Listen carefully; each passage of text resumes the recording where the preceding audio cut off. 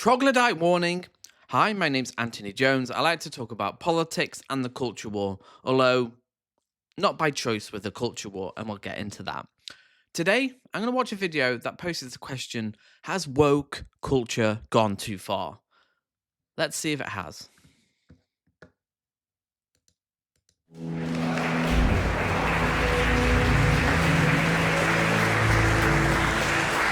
Well, first of all, Mr. President, I'd like to thank you for that preview of the 2024 American election we witnessed earlier.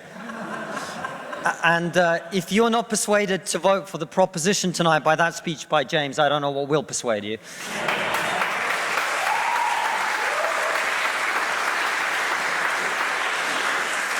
You will not know this, but I was supposed to be the first non-student speaker for the proposition. I've now been the fourth, which means that I now have to thank all the previous speakers for making my best points for me.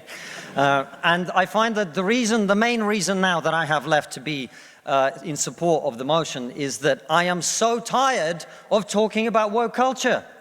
Why have you built your whole career on this then? Your channel is literally talking about culture war topics. And these are often framed by the right. They are fueling and driving the culture war. The complete lack of self-awareness is astonishing here. That's why it's gone too far, more than anything else. And I thank the other speakers for making the points for me, because it means I don't have to reiterate the point that no, free speech is not some right-wing reframing of whatever. It's the foundation of Western civilization. But they have framed it as a right-wing talking point. Just because the left want freedom of speech, not just absolutism, freedom to say things, but also freedom for us to say things back. That's it. If he's being racist or transphobic or wants to marginalize a group of people, we have the freedom of speech to retort back. It's really that simple. But for the right, freedom of speech means freedom from consequence. They just don't want to have any repercussions to what they say. That's it. That's what he gets upset about. Upon this civilization is built and the Enlightenment values that led to it. I don't have to make the point that has been made by far better people in the past, that the only way to deal with the problem of racism is to treat people on the content of their character and nothing else. No, so much of racism is institutionally embedded. Structural racism in the system based on historical injustices. That's it. It's really complicated. And to say that, oh, just treat people all the same, it doesn't work. We've actually got data on this. Colour blindness doesn't work. We need to get to the root of the economic system and the historical disparities in economic wealth for brown communities. And it's really difficult, but we don't do it by just saying, oh, treat people based on character. And the fact that woke culture seeks to overturn that is a new form of racism that we must all oppose. It means also I will not... It doesn't It doesn't seek to oppose treating people based on the character. You can do both. We can tackle structural racism and treat people. It's a straw man. Use this opportunity to say I told you so, as someone who spent the last 5 years warning people in the West that if we continue to erode our culture, if we continue to undermine our confidence in Western values, that our enemies... If your Western values are that fragile that they take a bit of prodding and they fall apart, I'm sorry, you need to get new Western values. The idea that we can't question the history and the assumptions of our historical past is ludicrous. It's anti-intellectual, and he doesn't want to think about the past. It's like, oh, it's great, we're great, we should be confident. Yes, but we can also question stuff. We can have questions about what our past is and what it means for our future. Enemies like Vladimir Putin will seek to capitalize on it. I will not make any of those points tonight, at all. Instead, I am not going to talk to those of you who already agree with me, which I imagine is most of you. I'm not going to talk to you because I imagine after everything you've heard tonight, you're going to vote for the proposition. I'm going to confess I will take your vote for granted. Tonight, I am the Labour Party and you are the Red Wall. Labour won the last election. Now, I want to talk to those of you who are woke and who are open to rational argument. A small minority, I accept. Because one of the tenets of wokeness is, of course, that your feelings matter more than the truth. But I believe... This is pure projection. We actually have data on this. Conservatives have a bigger amygdala, which is part of the brain responsible for fear, anxiety, and anger. And we also have data that they are more likely to have ideological positions based on fear, a fear of the other and othering, us versus them. So the idea that, no, actually lefties are more intellectual, often too logical, they need to have more emotion and build stories. So this is complete BS. believe in you. I believe there are those of you here who are woke, who are open to rational arguments, so let me make one. We are told that your generation cares more than any other about one issue in particular, and that issue is climate change. We're told that many of you suffer from climate anxiety. You wish to save the planet. And for tonight, and tonight only, I will join you. I will join you in worshipping at the feet of Saint Greta of climate change. See, anti-intellectualism again. Climate's consensus is clear, but for him, no, it's worshipping science. So does he embrace Western Enlightenment values of science and logic, rationality, or not? You can't have it both ways. He has no self-awareness of what he's doing here.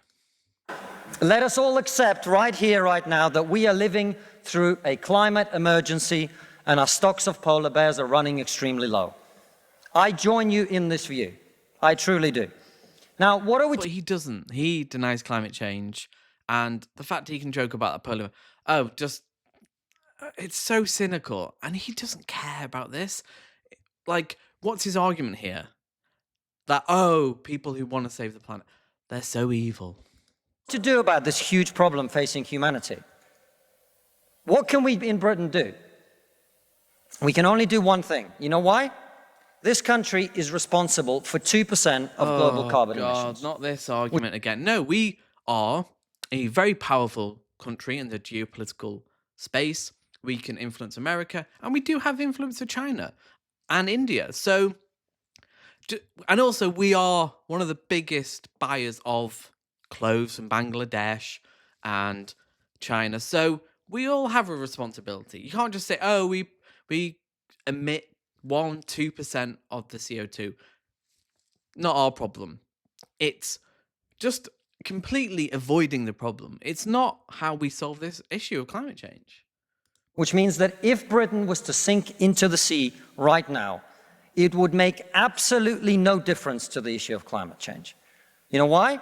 Because the future of the climate is going to be decided in Asia and in Latin America by poor people who couldn't give a shit about saving the planet. That is such... No, thank you. No, thank you. Again, what's that based on? I'm not sure if he's being satirical. I'm sure he's being ironic. What is that based on? It's going to be decided by poor people in Asia and Latin America who don't care about saving the planet. You know why? Because they're poor. Because they're poor. I come from Russia, which is not a poor country. I think they do. They are faced... Asia and Latin America will be facing the effects of climate change more than anybody. And I think they both want more wealth and more stability and to tackle climate change. It's not a zero-sum game. Obviously, he's a right-winger. He thinks it is. You either don't help poor people in the global south or you do. But this is such a weak argument. It's a middle-income country. 20% of households in Russia do not have an indoor toilet. What has that got to do with anything? That's not an argument. I thought he wanted rationality, logical thinking. He's not... Ugh. What they have is an outdoor toilet. And I don't mean one of those nice portaloos that we get here. I don't even mean a Glastonbury portaloo. Make the point. I mean a wooden shack with a hole in the ground that holds the collected fermented memory of the last 10,000 visits.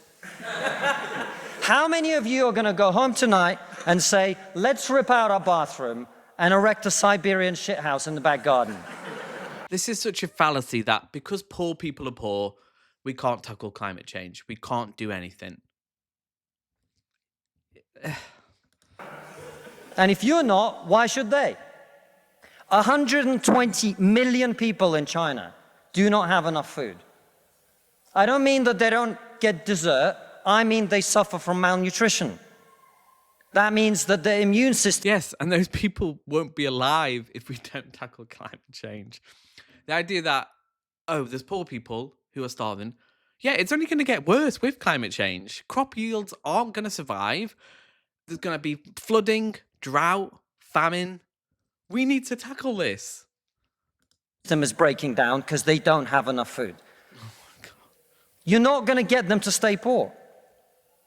Imagine you're Xi Jinping, the leader of China. When you were 10 years old, there was a revolution, a cultural revolution in your country, and people came and they put your father in prison. Your mother had to denounce him. Your sister killed herself.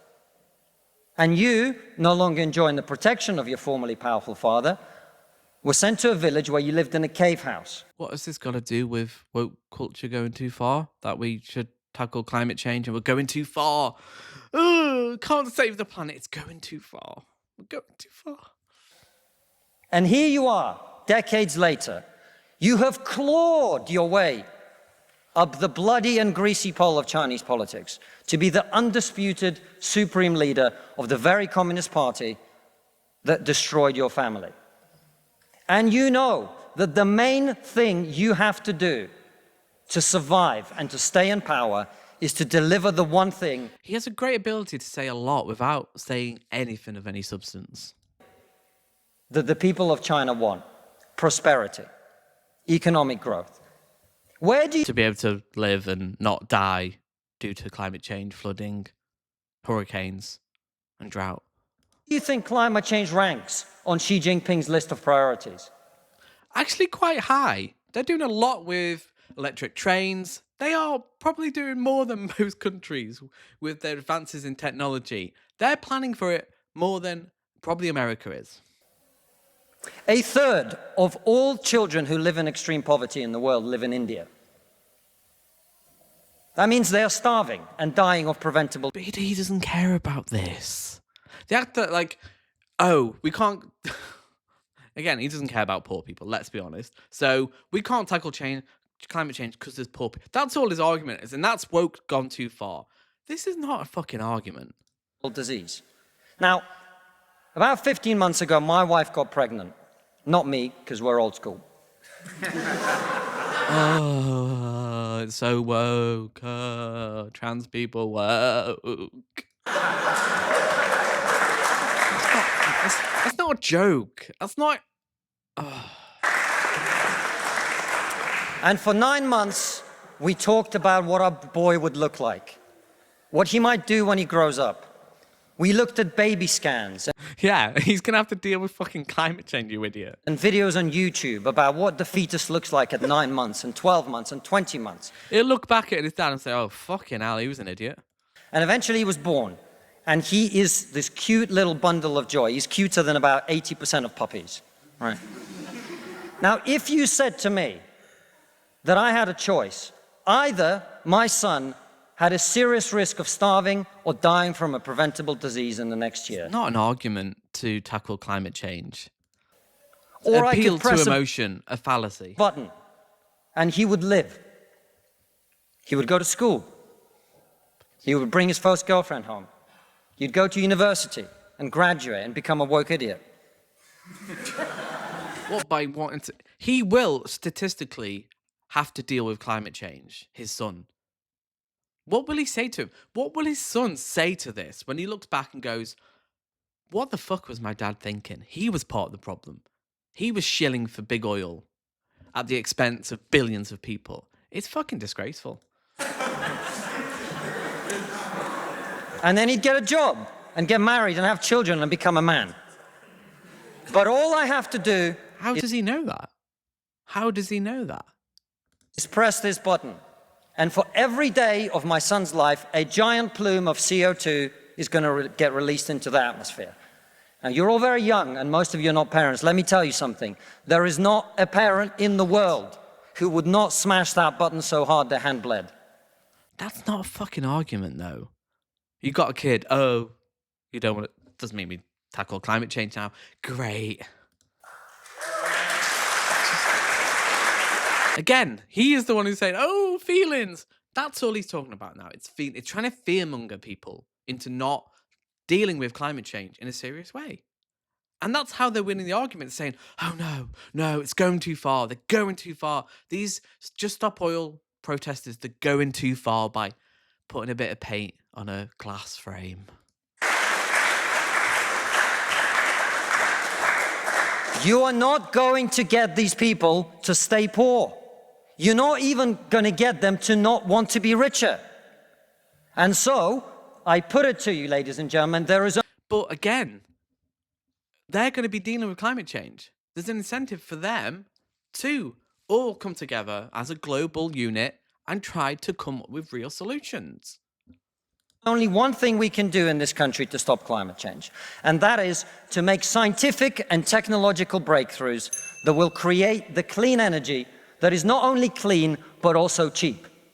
We do that. Solar panels are cheaper than they've ever been. And they're only getting cheaper year on year. So it's getting better. And if we would have started in the 60s when we knew about climate change, we'd be further on.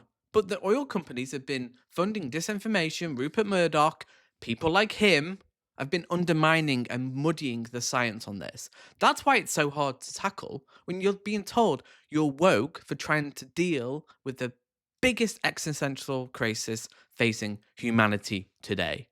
This is what we're dealing with here. And no, thank you. And I want everyone to get home on time today, which is not going to happen.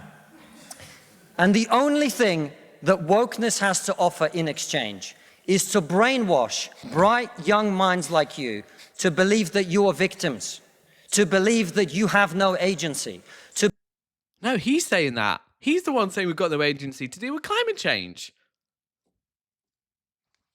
Believe that what you must... Also, he's the biggest fucking victim here. I'm sorry, he is constantly victim. Oh, woe's going too far. He's literally being a victim here right now of someone trying to deal with climate change. He has no self-awareness. These people have no self-awareness.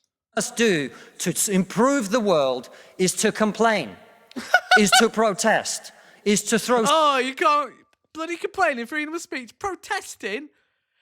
That's what these people said this about people, the suffragettes, 100 years ago. They said it about the civil rights. You're going too far.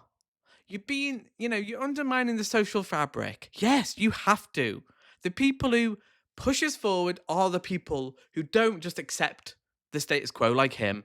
It's the people that push us forward, ask the questions, and actually want to solve problems. He doesn't give a fuck. Soup on paintings. But they've tried though. We've been trying for years. That's the only way to bring attention to the issue. And it's actually clever. Just Stop Oil are clever at bringing attention to the problem because that's what we need to do. It's not the solution, but when you've been trying to lobby and do it through democratic means, what else do you have?